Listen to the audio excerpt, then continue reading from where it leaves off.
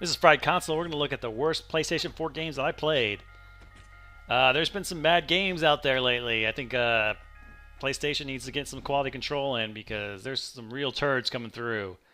And these are games that I thought might be good. There was games out there that obviously were not good and nobody should have bought. I did not buy those, but I bought some of the ones that could be good, and they were just terrible. There's no big budget games here because even like some of the ones that are disappointing, like No Man's Sky, I mean, they're still much better games than the ones I'm going to show you here.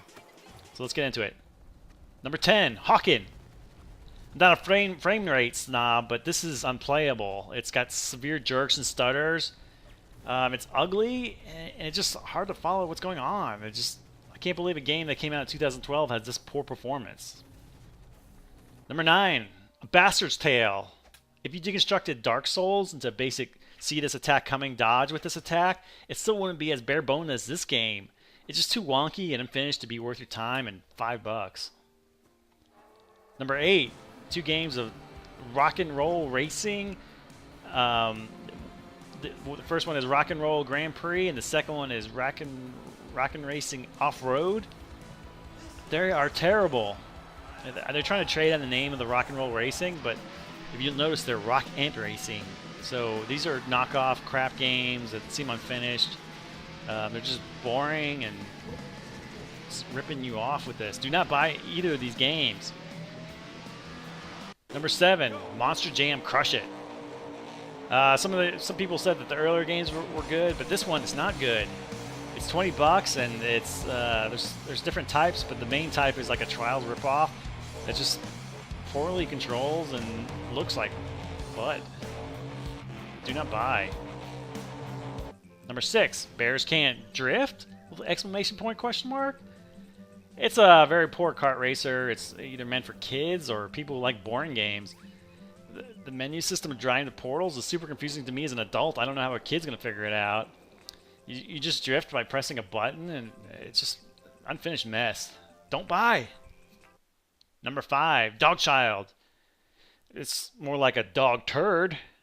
This is it's like a 3D parkour stealth game, but it just controls bad. It runs terribly. The AI is annoying.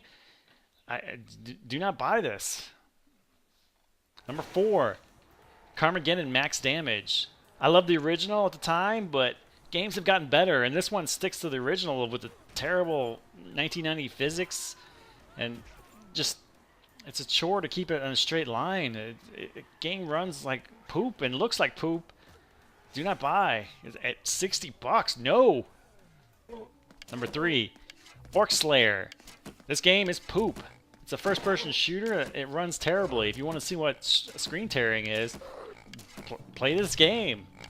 The AI comes directly at you all the time with the 5 different enemy types. If you want to see hilarious explosions, buy this game because it's hilarious. Number 2, MilitAnt.